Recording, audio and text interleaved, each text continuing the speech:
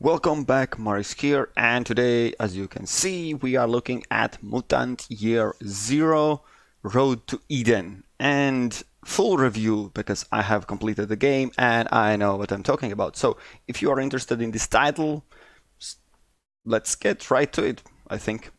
In the background you will see myself playing, just so you can see also gameplay. But my original review style is the same. I will go through 10 different areas, and I will give you a rating for each of one, and then at the end there's a summary, what is the game rating. So without any other delay, let's start with the best rating this game have, from me at least. It's the graphics. Because the graphics, as you can see, is, well, few words in a plus side.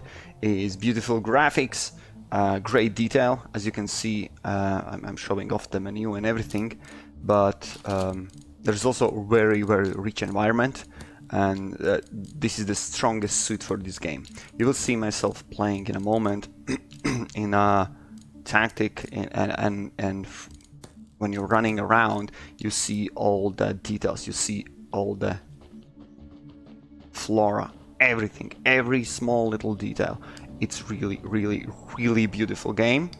And the only issue I have with graphics is the camera movement restriction, because the camera, you can't pan the camera. You see only from one angle. You can rotate all around. It's not just four sides, it's free movement around, but the angle at which you are looking at is all the time the same. As you can see in tactical, when the tactical fight is going on, it's a bit changing the angle. I think it's, I guess, 45 degrees something. But yeah, that's the only issue. Because the game is so good, if they allow to pan the camera up and down, that would be better. But yeah, my rating is 8.5. Really, you see in the background, the graphics is just amazing. And that's the highest point this game have from me. Next is music. For music, it's good ambient sound. The music, the sound and voices are great too. You can hear all the shooting and everything. Sorry for coughing, I'm a little bit sick. And cool title music, because the only place where the music is played is in title menu. In the game, if you're moving back forth, of course cutscenes also have a music, but in the game it's not like when you are in fights or something. There is no fighting music or something. That's usually the thing, but anyways, it's not bad. And also my pros for music is there is no memorable original soundtrack, OST. So we know the games that they have some franchise and everything. This is something new, but it's not something that you listen and you remember, oh yeah, that was the Mutant Year Zero or something like that. So music from my side receives only 6.5, as the ambient music is the only one here really that somehow plays the role. Could be higher, now I'm thinking it should be 7, but anyway. Next point, let's move on to the cinematics. And simple as that, I'm giving 5, only 5. Bear with me, why only 5? The cons is the really good art style. The game cutscenes are not the movies, it's basically drawings. With little to no animation on it, something like that. It's basically drawings, and I am not really fan about this. You see, the in-game, they could use the same in-game, I don't know, movement, just the models, anything at all. But this is the one. This is how they. What happens when you place all your benefits in one area, like creating such a crazy detailed environment, but then cutscenes are like, no. So the art style is cool, I recognize that, but this is art style, it's not a movie. Those cutscenes, that not for me, at least not for me. That's why only 5. It's like kind of shame that it's they are not using the same models and environment which we can see right now. All right, moving on. The lowest point of the game. Sorry, I like the game. Don't get me wrong. So for the story, second point is story. I don't have anything good to say. Simple as that. That's why this rating also is only 4. And reason for that is simple. First, the game is short. It's not huge. It actually ended up way sooner than I thought it would, and the story is not so immersive. Doesn't feel like a story. That's my notes. And the reason for that is you can gather some intel and read some text notes or something, which is of course cool, but that's not how you tell the story. And then those cutscenes is the only way how the story kinda reveals, and they are not very much. The cutscenes are really at some points in the game only. That leads to the. I just finished the game and I was thinking what this game was about, and there is, of course, there is some kind of, maybe someone else can pick it up and enjoy it way more, but for me it was like, oh yeah, but there was no struggle around it, there was no issue around it, there was, I'm not going to spoil you anything, but at the end there's like, you get the story, but then you ask yourself like, but why? But why? So 4, trust me, it's in 10, it's 4, it's kinda lowest mark you need to pass the subject. So I count it in. There was a story. There was, but yeah, I think this was the weakest point of this game. All right, that's it. Moving on. Point 1, 2, 3, 4, 5. Yes, is pacing. Pacing is also not so great. I'll give you right away the rating. There's no good thing I can mention about the pacing. I'm giving 5 rating out of 10, and reason for that is, well, there's a lot of reasons, but I'm mentioning a few of them. The level limitations and everything is hard-coded. What I mean by that, it's hard to explain, but the game is separated in areas. You start in one, basically you clear the map, you move on to the next one, which already eliminates a lot of chances and something, the ways how you can play, which leads to the next point, the levels. There is no random encounter, there is nothing where you can get extra level ups or something.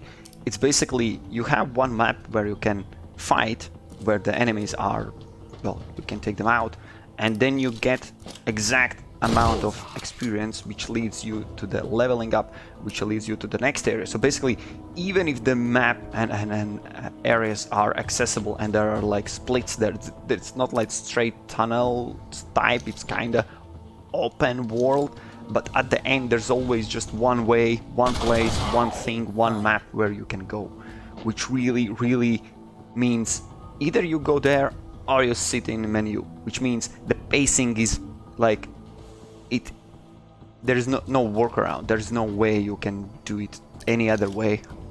The only way how developers tend to play, where you have to be, basically everything is tied to the specific point in the game, and there's no freedom. So pacing is hard-coded. You go as you go, and that's it.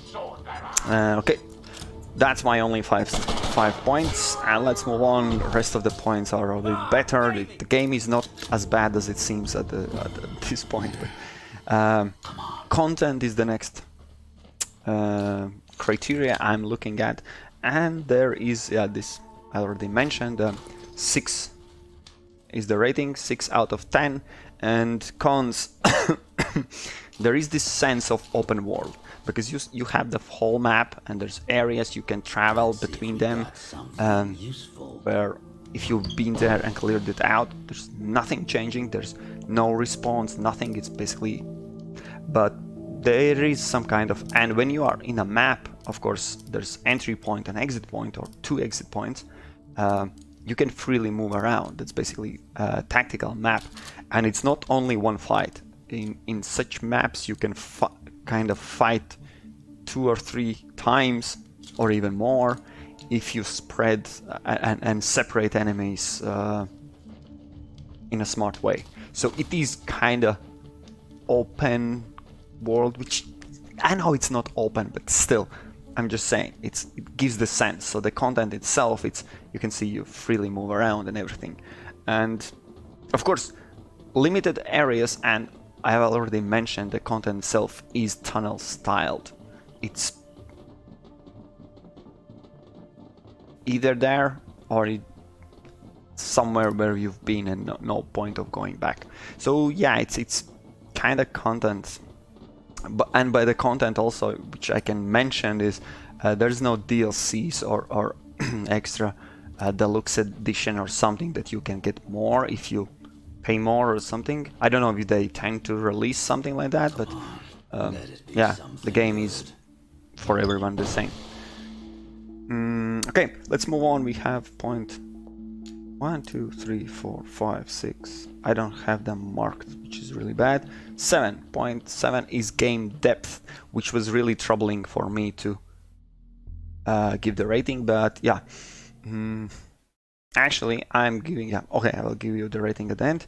The elders counting on us to explore the zone. Another thing I'm mentioning, this tunnel type. We're here. If you are old-time gamer, you know what I'm talking about.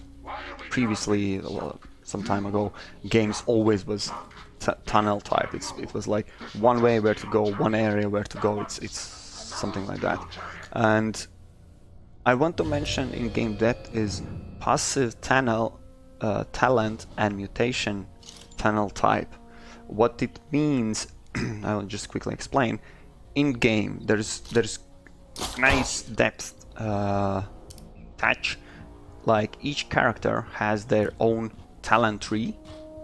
There's equipment. There's usables, which is pretty cool. Not only that, your own group has separate back in arc, like in your base, passive skills, kind of skills like price reduction, damage increasement, critical hit, kind of different types of bonuses you can have. But the thing is, again, you level up in specific way, in a specific order, and there's no way how you can get the XP, get more points, and level up more. So you are tied to the game speed, let's say, which is kind of normal, but in this game it feels really, really punishing. And the same goes for those passive bonuses you can have in the back in a base. You need to collect items, and then back in a base you can exchange them for those bonuses. And basically, at the last 2 maps, I think I had all the bonuses, which means it's like you never have them before. There's no way, there's no reason to replay the game itself. There is no plus game. There's in specific time you receive specific amount of points, which gives you specific talent and passive abilities. It's like I really don't enjoy that. That's the worst part. But don't get me wrong. Game depth actually receives quite big high rating from me, because there is cons, and there's really another matter I need to mention where this game shines like a diamond.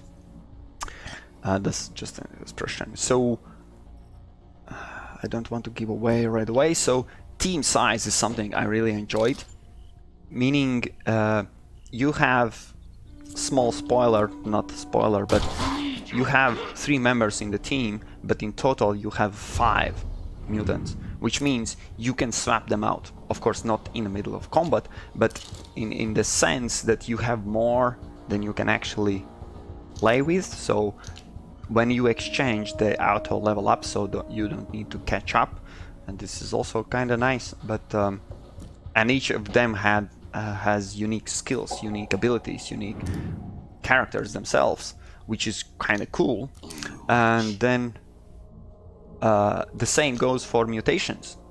You have talent tree, which basically are abilities and a passive also. Passive, minor mutation and major mutation, which you can enable 3 of them, which means you have 5 members, 3 you can pick, and from those 3 you can still use different types of abilities, different types of items, so there's a huge potential and variations you can go with. You can go with the tank build, you can swap out abilities and go with, I don't know, sniping, you can go critical. There's huge possibilities actually. That's really nice. That's why in game depth it's kind of cool. I like it. Next point, and well, 2 points under game depth is really amazing, is physics.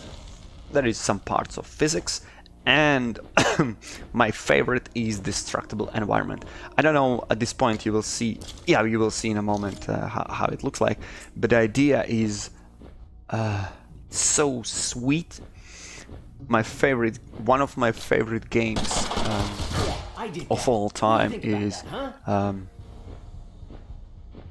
Silent Storm, and well, the third part, Silent Storm Sentinels itself, but doesn't matter, the game itself, it's so unique. A few words about that, where you can shoot and throw the grenades and use anything and everything you have and destroy environment, starting with buildings, furnitures, anything basically. The stronger the environment, the stronger weapon you should use. Can kill with a pistol, you can take down the building in theory and practically. But this game has some similar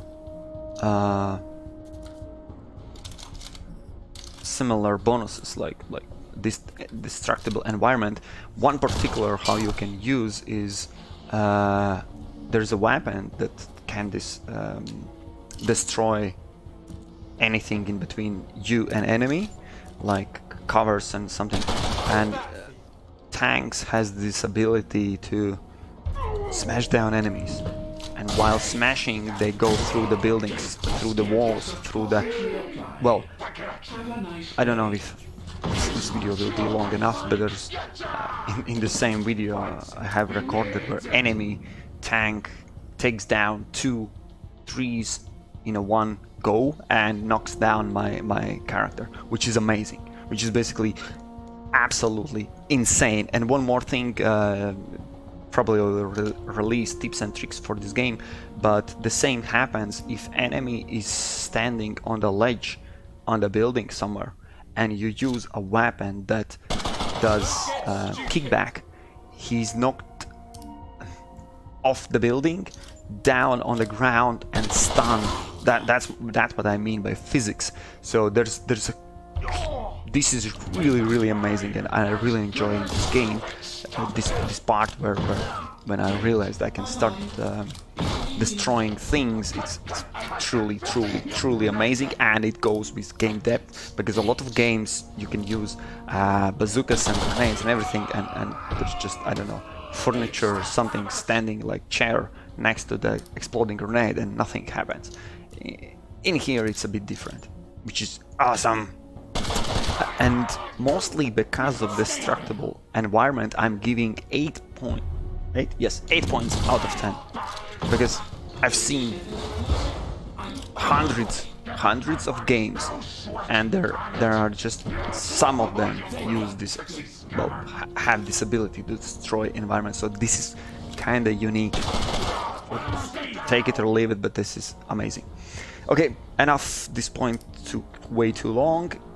Yeah, this is tactical fighting game. There is no need specific to mention. I have the next 8.8 is about controls. So there's a controls which is yeah, intuitive and everything you would expect. There is no kind of weird changes or layouts or something.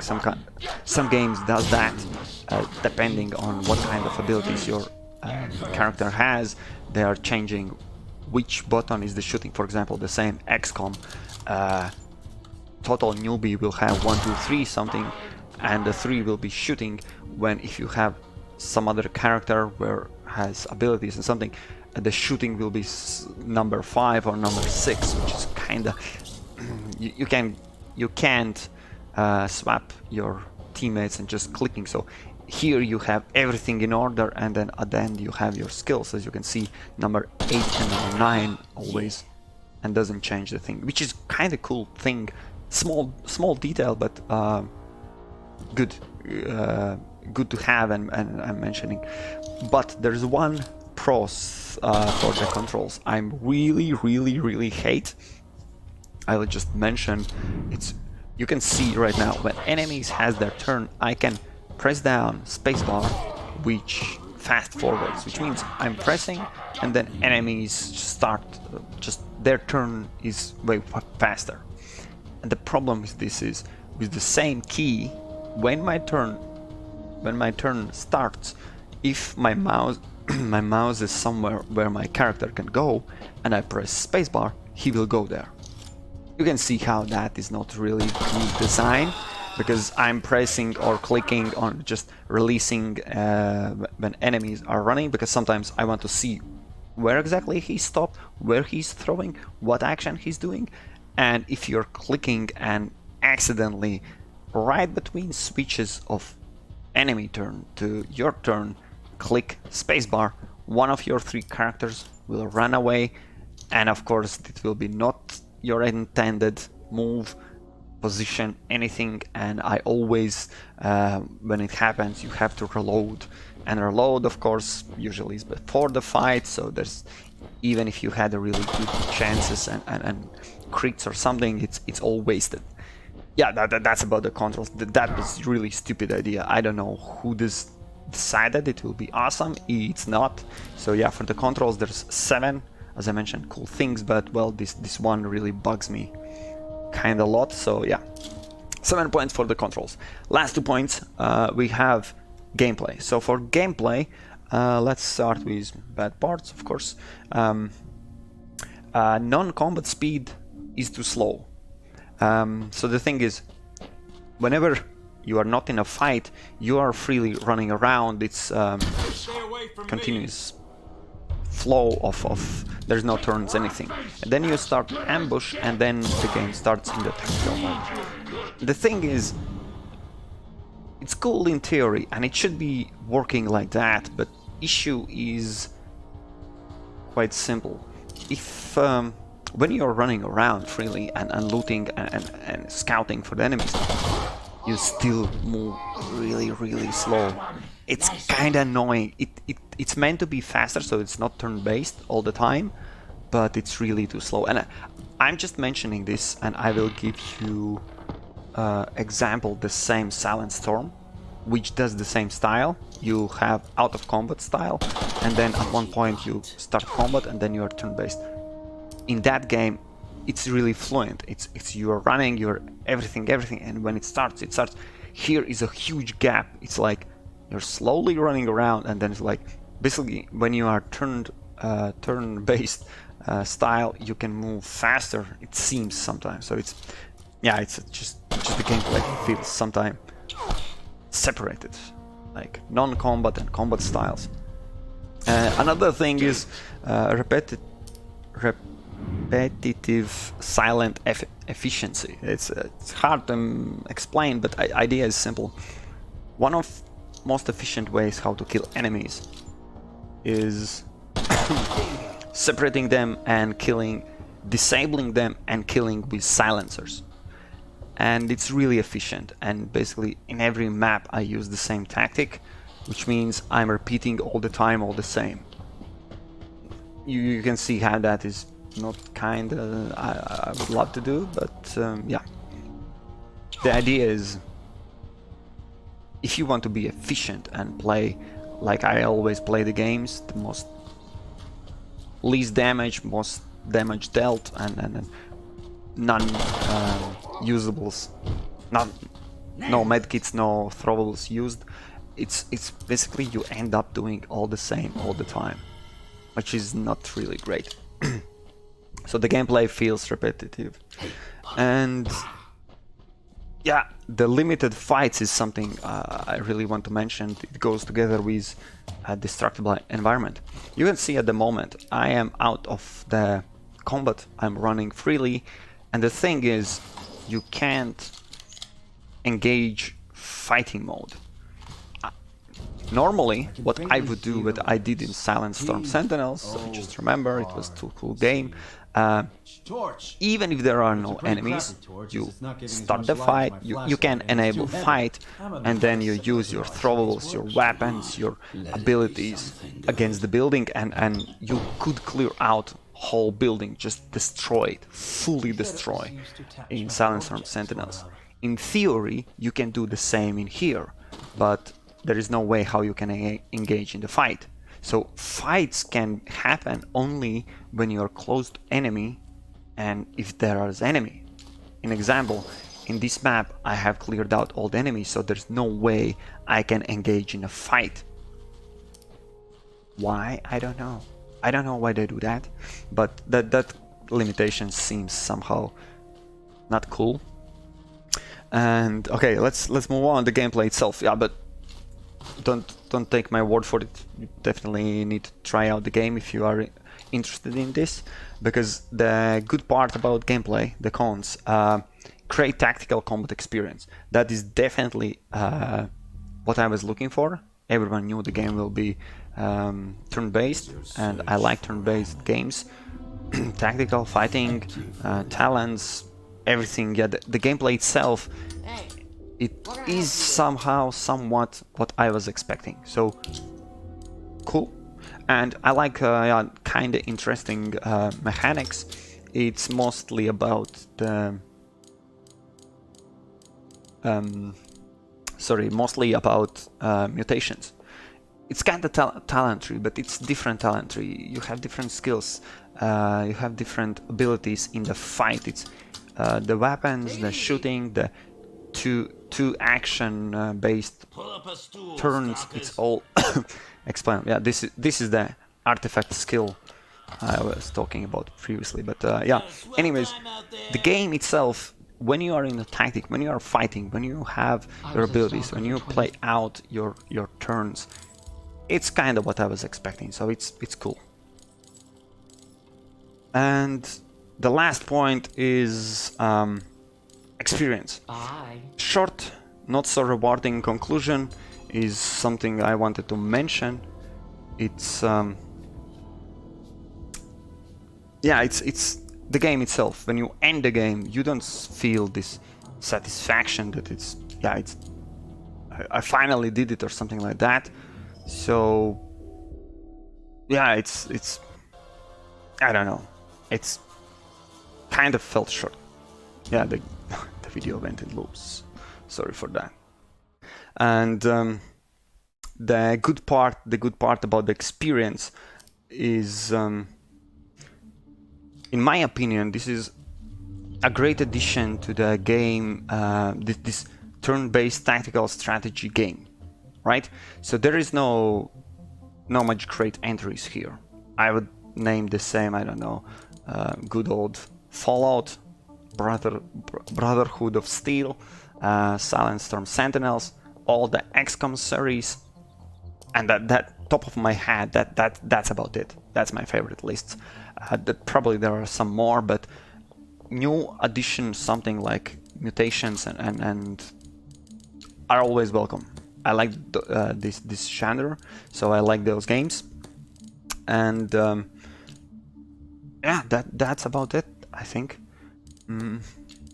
I know the ratings, yeah, for the gameplay I gave only 6, and for experience I'm giving 7 points out of 10. I think it's reasonable. And yeah, overall, the game outcome, because of the story and pacing and cinematics and content, those are the troubling ratings. It comes out only with 6.3 rating. I don't want to be too harsh because this is not a AAA game. This is something new. Actually, okay, let me turn down the video. So yeah, the Mutant Year Zero, Road to Eden. It's something new. There's new entry, new title in this genre. I may be a bit too harsh, but they could do something more, and I expect something, I don't know, DLC or something that can rise this game above what it is currently. But if you are interested in tactical, strategic fighting, like XCOM or something like that, definitely give this game a try. And yeah, thank you guys for the watching, for watching. If you want to support me, like, share, subscribe, anything of that, nothing of that, it's up to you. I'm not pushing or anything, and I will release more, I think, more videos about the game. There are some cool tips and tricks I can give you how to play this game, and we'll meet then in next videos. Thank you for watching and see you soon.